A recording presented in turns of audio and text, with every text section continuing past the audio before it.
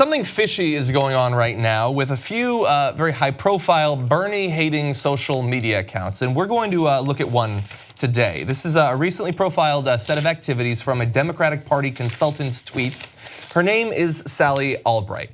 Now, Trevor, this is the first name of a Bernie Sanders supporter who didn't want to provide his last name because he was worried about being doxxed, which is a very reasonable fear these days, but goes by liking online on Twitter. Noticed a strange pattern of behavior when Sally Albright responded to him. Now understand that her tweets generally are, I mean, there's some just generic anti-Trump stuff and some generic Democratic Party stuff, but a lot of it, even more than a year after the election, is targeted at attacking Bernie Sanders supporters, attacking Bernie Sanders, those sorts of standard attacks against him. Now, her tweets addressed to Trevor were rapidly retweeted by the same series of accounts every time. This created a barrage of notifications, making it look as though there was an avalanche of opposition to everything he said. They appeared thus to be bots, automated accounts masked as real people being used to amplify a particular political message. And one way that you can sort of tell this, partially it's by activity, partially it's by what they type, but then also partially it's by the name and the photo associated with the name for those who choose to use it. So the account named for Iris Winter, which is temporarily suspended, uses a picture of a Spanish ice dancer. Minnie Casera's picture comes from the Facebook account of Martina Painter, who died in January of 2017. The picture used by Georgia Miles is actually a New Jersey woman who was killed in September 2016 in a high-speed car chase. And so you get the idea that these accounts are taking real people's photos to pretend to be unique individuals. Now, Huffington Post reached out to Sally Albright about this activity, and she admitted that she had handed over a number of accounts to an unnamed client of hers, and she also said that she had changed the pictures for some of them. I don't know if she specifically admitted that she had taken the photos of the recently deceased to then pretend to be concerned citizens, but the idea that they have taken these accounts and then set them up to automatically retweet and like activity, and then had them target that to enhance the message of one individual, in this case Sally Albright, that is clear at this point. Yeah, so the Democrats who are screaming on every cable show about, the Russian bots, the Russian bots. Now, they're not wrong. The Russians did do the bots. Every intelligence committee has concluded that. Trump's own picks have concluded that. At the CIA, National Director of Intelligence, and the list goes on and on. But they also do their own bots. The corporate Democrats do their bots. But by the way, this part of the story is new, and then why we bring it to you today. But the fact that they're doing bots is not new. David Brock bragged about it during the primaries when he was supporting Hillary Clinton with his super PAC. And somehow everybody magically forgot about it, and somehow that's not a big deal. Look, I know the difference, and I am deeply disturbed by what the Russians did, and we're very clear on the record. Russia's a foreign country, and these people are American citizens. But that doesn't make it a good thing. It's still a terrible thing, right?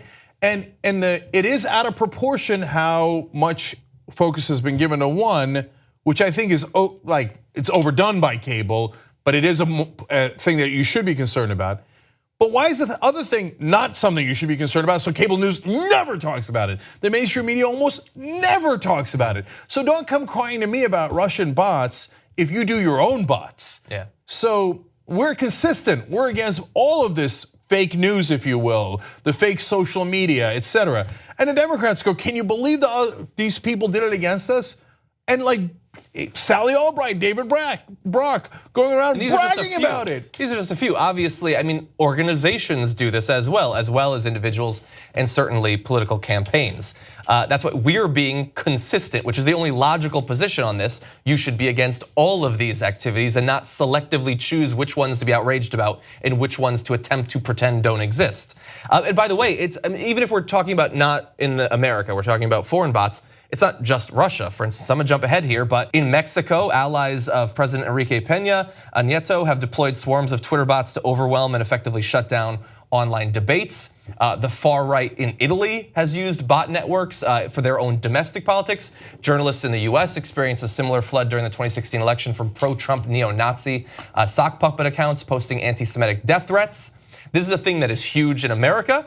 It's huge in some countries targeting America, and it's huge in manipulating other people's own domestic elections. This is something that we need to universally condemn and push for a solution for, because it hurts everyone. In this particular case, it's hurting Bernie Sanders, and that's from the Democratic side. When Bernie becomes the candidate, there will be this exact person will probably continue with the bot accounts, but he will also be targeted by foreign bot networks as well. Not to mention the fact that many of our allies, that the Democratic contests inside of their countries are being perverted and subverted by bot networks. We need to have a unified front against these sort of activities and not selectively choose which ones to give a damn about. Let's put it this way, Clinton establishment folks, you might have been able to tell that you were not the more popular candidate when you had to buy supporters or buy robots to pretend to be supporters on your side. Gee, I wonder which side the energy was on. And they always say like, oh yeah, but Hillary won the primaries. That means she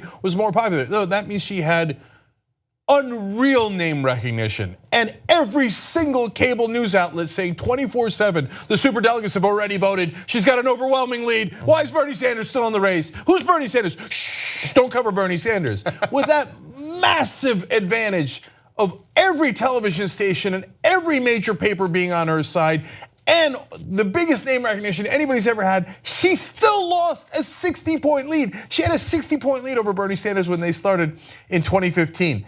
And he almost caught her with this amount of time to be able to build up name recognition. You know why? Because there was energy on Bernie Sanders' side. He was represented by actual human beings online. Whereas you had to buy people to support Hillary Clinton, and that's still going on today. A good article in Down with Tyranny about how establishment Dems seem to be doing it to Laura Moser in Texas. So the DCCC attacked her publicly. They did Oppo research. They're supposed to do that against Republicans. They did it against the Democrat in a primary, against their own memo that they sent to all the candidates. Do not attack in the primaries. And then they viciously attacked a fellow Democrat because she had the temerity to be progressive and not corrupt, right? So what do? They're not done yet. Oh shoot, that didn't work, that backfired. She went from 6th to 2nd and made it into the runoff in Texas. By the way, we'll have the links down below to support Laura Moser, to support uncorrupted just Democrats. Read the Down with Tyranny article, read the HuffPost article, get the information for yourself. All those links will be in the description box on YouTube and comment section on Facebook. And in this case, they're still not done. They're like, oh, we did it publicly and that backfired. So let's go do the thing we normally do, spend money to try to destroy progressives, but we can't actually get volunteers. Who's gonna sign up for? Yeah, I'd like to be the scumbag who sandbags fellow progressives online. Can I just make up stuff about it? One of the things that Albright makes up about Bernie Sanders is that he's racist. The most liberal guy in the country is somehow also the most conservative. Whatever, it doesn't have to be true. If you're a liar and a professional one at that, it doesn't have to be true. And they do these smear jobs, and they're still doing it to this day. So you should be pissed about both, whether it's coming from Russia or the Democratic hacks inside this country. If you become a member of the Young Turks, you'll be saying, you know, I'm like a smart person. So do it right now, tytnetwork.com/join. Get the whole Young Turks show every day.